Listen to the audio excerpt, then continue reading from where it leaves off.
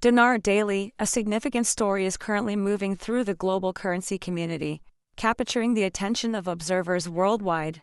Reports have begun to circulate regarding alleged observations within two of America's largest financial institutions, Chase Bank and Wells Fargo. According to this chatter, new exchange values for the Iraqi dinar and the Vietnamese dong have appeared on internal banking screens. The figures being discussed are specific: $5.30 for the Iraqi dinar and $3.95 for the Vietnamese dong. These are numbers that have long been the subject of intense speculation, and their reported appearance, even if unconfirmed and internal, has ignited a fresh wave of discussion.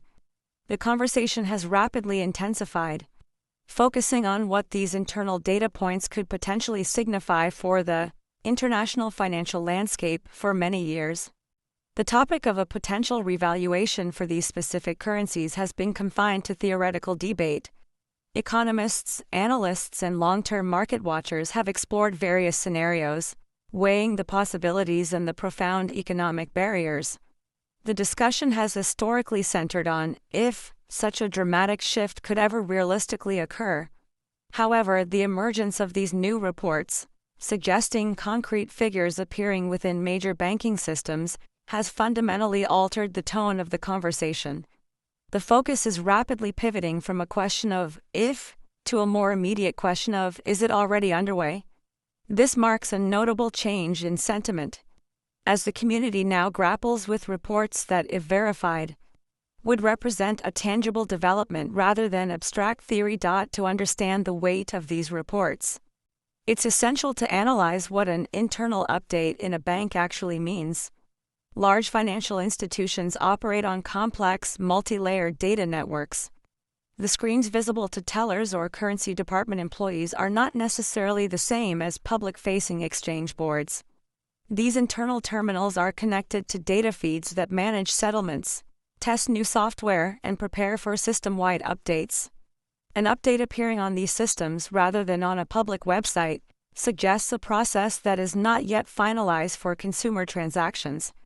The critical question being asked by analysts is whether these reported numbers represent a technical test, a placeholder for a future update, or the first stage of a verified data implementation before a public announcement. The origin of this story appears to trace back to online discussions, intensifying over the past 48 hours. The narrative suggests that personnel within the currency divisions of these banks were the first to notice the anomalous data. According to these accounts, the new rates for the dinar and dong appeared on their internal terminals, initially flagged as potential placeholder rates. This term implies data that is entered into a system to hold a spot before a final, live value is pushed through. However, the situation reportedly escalated when it became clear that these were not isolated incidents. The same specific numbers were allegedly seen across multiple branches, moving the information from a simple rumor to a topic of professional conversation within banking circles. The most immediate and skeptical question is whether this could all be attributed to a simple technical glitch. Large-scale banking systems are vast, and errors or simulations are not uncommon. Banks frequently run internal stress tests or simulations that might involve populating fields with hypothetical data, none of which is ever intended for the public. However, observers familiar with currency trading systems have offered a counterpoint. They note that test data or random placeholders are often just arbitrary digits, like $1 or $99, used to verify a field's functionality. The argument being made is that the specific figures of $5.30 and $3.95 do not appear random. Instead, they seem to align with the structure of a genuine exchange update, mirroring calculations that would be plausible if a real adjustment were being prepared. A crucial element that has given this story significant traction is the involvement of two separate, major institutions. The reports do not isolate the event to a single bank. Instead, they claim that both Chase and Wells Fargo, two of the most established financial entities in the United States, were displaying the exact same new figures. The likelihood of two independent, competing institutions experiencing the same precise technical glitch simultaneously is considered extremely low by market analysts. This reported parallelism is what has elevated the conversation. It implies a level of coordination or a shared data source, suggesting that the origin of the update might be external to both banks, possibly stemming from a higher-level clearing system that feeds data to multiple institutions. It is absolutely critical to inject a strong note of caution and clarity into this discussion. Regardless of the intense speculation, these reported rates are not publicly available. As of this report, no individual can walk into a bank branch and conduct a transaction at these new values. The public-facing exchange rates remain unchanged. Furthermore, and just as importantly, there has been no official announcement or confirmation from Chase, Wells Fargo, or any central banking authority, such as the Central Bank of Iraq, the State Bank of Vietnam, the U.S. Treasury, or the International Monetary Fund. All discussions remain centered on alleged internal sightings, not on an official, actionable, public change. This distinction is paramount for the community that has been tracking the potential for a revaluation of emerging market currencies for years. This development is being interpreted through a specific lens. In this context, the reported internal screen data is seen as the potential first visible tremor. This analogy suggests that a major financial shift like an earthquake does not happen all at once. It is often preceded by small, subtle movements and signals. The logic here is that changes must first populate the internal scaffolding of the financial system. These behind-the-scenes updates to clearing houses and bank servers would be the necessary first step before any public-facing announcement, seen by some as a preliminary, albeit unconfirmed, sign of movement. To understand why the Iraqi dinar is at the center of such speculation, one must look at the nation's economic fundamentals, which are often cited by analysts. Iraq possesses some of the world's largest verified oil reserves, a primary driver of its national wealth. In addition to this, reports have pointed to its growing gold reserves and substantial foreign currency holdings, which have been stated to exceed $100 billion. Proponents of a revaluation argue that the currency's current low value is not reflective of this immense natural resource wealth.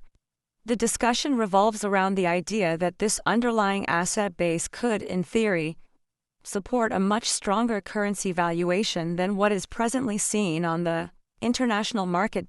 Beyond its natural resources, a significant part of the narrative involves Iraq's ongoing economic reforms. For several years, the Iraqi government has been engaged in a stated effort to modernize its financial sector. These initiatives have reportedly included upgrading its banking systems to international standards, implementing measures to combat corruption and stabilize inflation, and improving electronic payment infrastructure. The nation's debt-to-GDP ratio has also been highlighted as remaining relatively low for its region. Furthermore, recent attention has been paid to the country's budget, with some analysts suggesting that language within the 2025 budget documents contains hints of structural rate adjustments, fueling the idea that foundational work for a policy shift has been laid. The story is not limited to the dinar. It runs parallel to the Vietnamese dong, which has its own distinct economic narrative. Vietnam has, over the past decade, transformed into one of Asia's most formidable and fastest-growing manufacturing hubs. It has become a critical link in the global supply chain, attracting a continuous flow of foreign investment. The country has maintained consistent GDP expansion and robust export volumes, even during periods of global economic uncertainty. This powerful economic performance is at the heart of the speculation surrounding its currency.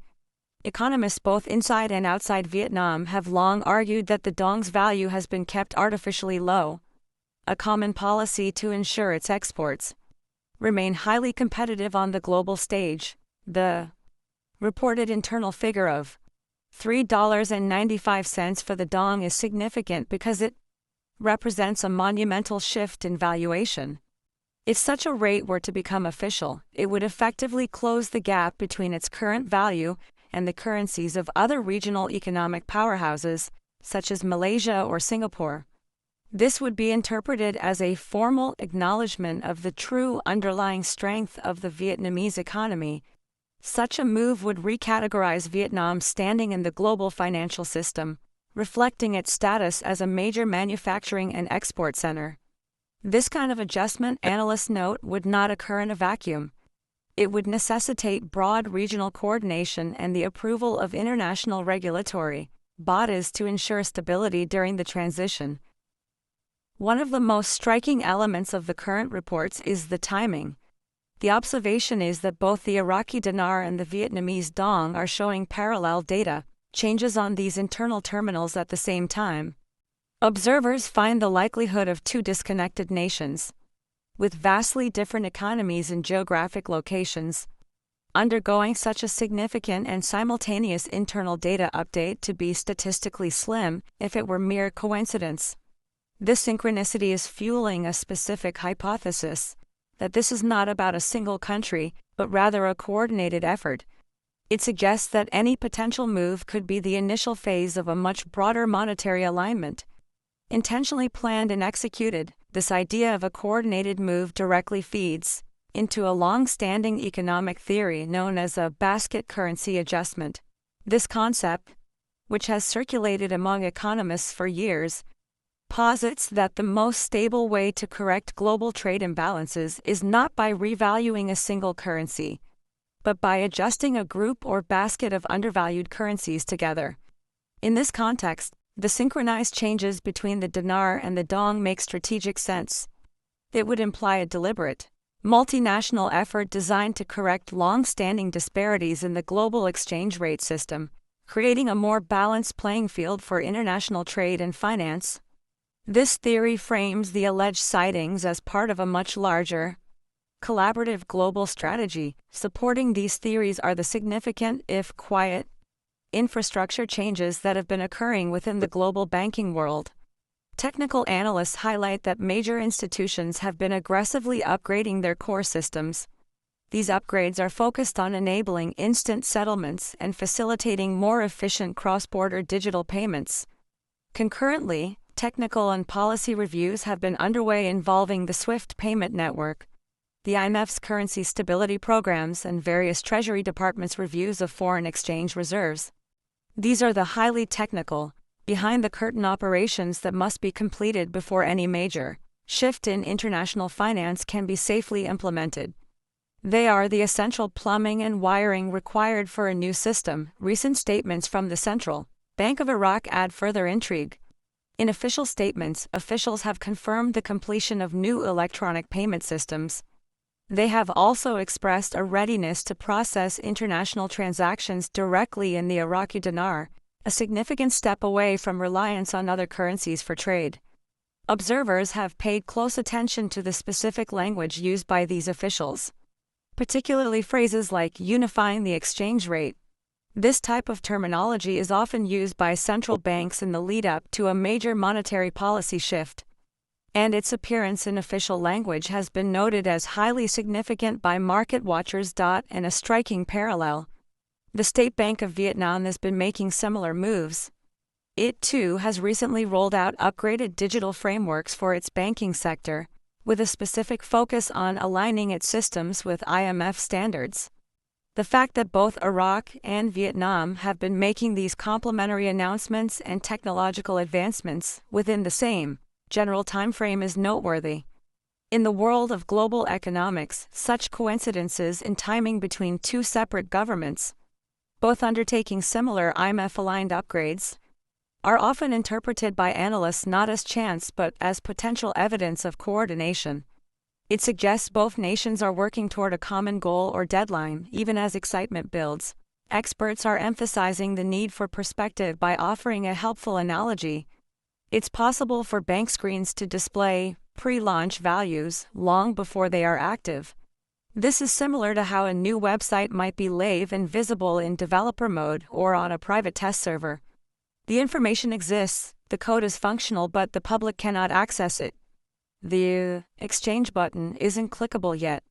In this scenario, what the bank personnel may be witnessing is the final testing phase before activation. The data is being synchronized and verified across the live internal network, but it remains inactive for any actual customer transactions. Professionals in international finance stress that large-scale currency transitions do not happen with the flip of a single switch. They are complex operations that unfold in distinct, sequential phases. The first phase is always internal testing and data synchronization, which aligns perfectly with what is currently being reported. The next phase would likely involve private institutional settlements, where banks and central banks test the new rates by exchanging large volumes among themselves to verify conversion accuracy. Only after these stages are complete and all systems are confirmed to be stable would the third phase, a full public announcement and exchange availability, occur. Understanding this sequence is key to managing expectations amid the surge of optimism in online communities, which have followed this topic through many previous false alarms. Seasoned analysts are urging rationality. The global financial system, they point out, operates on verification, not speculation. A true, confirmed turning point will not be an anonymous online post or a rumor. It will be a clear, official, and synchronized series of statements. These announcements would come directly from the official institutions themselves, the Central Bank of Iraq, the State Bank of Vietnam, the IMF, and the U.S. Treasury. Until that moment of official verification occurs, the wisest course remains calm observation and a healthy skepticism of unconfirmed reports. In the world of high finance, unusual silence from major institutions can often be as revealing as a public statement. Observers have noted that monetary institutions have been unusually quiet in recent weeks. This quietness itself is sometimes interpreted as a signal of movement. When banks are in the final stages of a major system upgrade or data implementation, they often enforce strict communication blackouts. This is done to prevent misinformation and to ensure that verification tests are completed without market interference. The current quiet period is seen by some as fitting this exact pattern, suggesting that critical internal work is underway. If these reported internal rates were to be confirmed and made official, the implications would be massive, rippling across the entire global economy. Contracts for major commodities, particularly oil, which are overwhelmingly priced in US dollars, could require immediate recalibration. A stronger dinar would fundamentally shift purchasing power across the Middle East. Similarly, a stronger yuan would redefine import-export agreements and supply chain costs for manufacturing across Asia. This could potentially influence the US dollar's long-standing role as the primary currency for international trade settlements. A topic of ongoing debate in financial policy circles for decades, a critical factor that makes such a large-scale shift more feasible today than in the past is modern technology. The financial world's infrastructure has been revolutionized. Instant settlement platforms, ledgers verified by new technologies, and AI-driven compliance tools have dramatically reduced the risks once associated with rapid valuation changes.